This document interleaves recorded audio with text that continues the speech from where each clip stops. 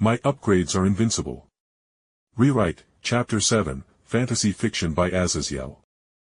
I honestly didn't think Hephaestus was keeping that close of an eye on me. But it didn't take long after I arrived back at my apartment in the Hephaestus Familia's quarters with Tina using the magic stone-powered shower to get cleaned up that I got a series of rough knocks on my door.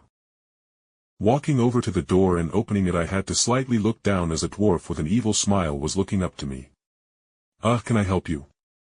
I asked awkwardly as I didn't recognize him at all. But it seemed that it didn't matter as he chuckled and responded dryly.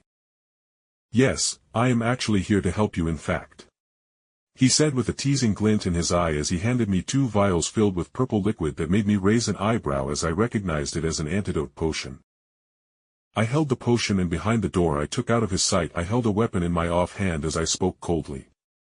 "And what is the meaning of giving me an antidote?" I asked with finality, and the dwarf rolled his eyes as he retorted. "Dumbass, you brought some powlum off the fucking street. Hephaestus knows adventurers and smiths need to burn off steam lest they go mad or get sloppy either in their craft or in the dungeon, which in either case is a death sentence for themselves or someone else in the dungeon."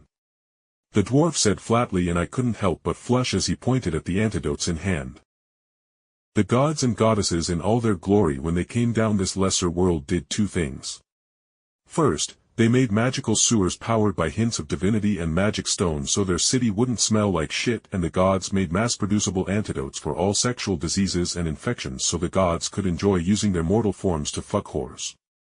He pointed at me now with his face filled with irritation. "You got an extra one in case you decided to sample the merchandise beforehand, but these are kinda expensive, so if you decided to pick up more fuckholes you have to buy these yourself."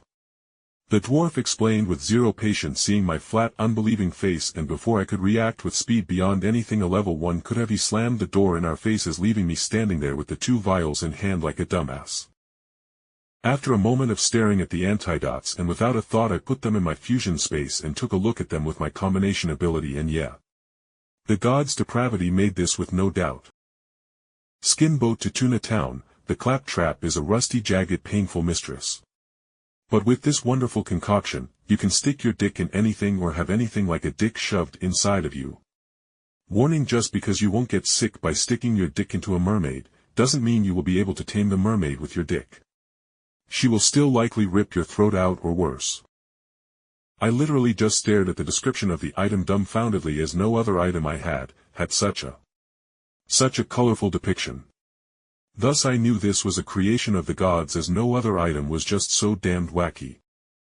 "Well, I guess I don't need to worry about STDs or whatever," I thought, snickering as I drank one of the vials to get it out of the way in case Hephaestus asked me if I did so.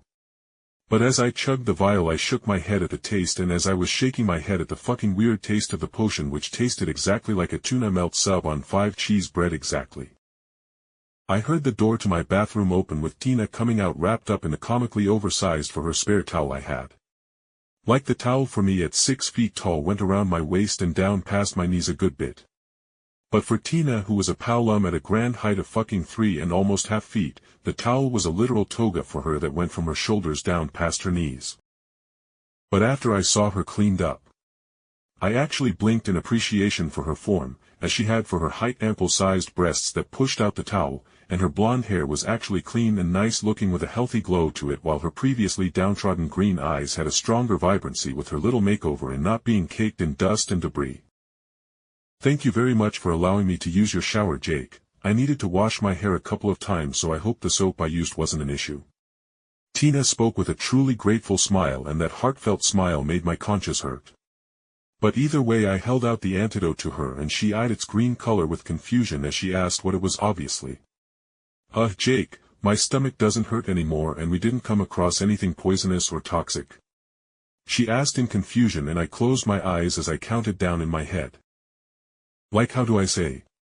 Here, cocksock, drink the STD Vicks Vapor Rub, as I think you are a walking medical textbook of diseases and how you lived on the streets."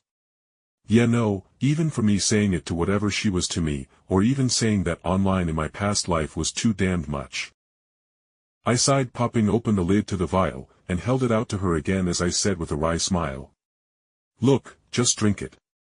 It's to help you clear up any sickness you might have caught while living on the streets." I said, and she blinked in confusion before she shrugged, carefully taking the vial from my hand and drinking it while also making a slight face at its taste. Good girl, I said with a tired smile as I patted Tina's head, and she flushed, looking up at me past her blonde hair, and I realized my insult to that other palum was horribly right, as with her right at that height and with her being only in a towel that I could see into, I was popping a bit of a stiffy, and with her height. She was literally at the perfect height with the bulge right next to her mouth. Tina bit her lips as I froze at the realization, and then before I could react her small soft hand gently grabbed the bulge and her words abandoned any idea of just chivalrously providing for my auto-looter. Sir, is this to be my first meal before I make dinner for you? She whispered as her hand squeezed the head of the bulge.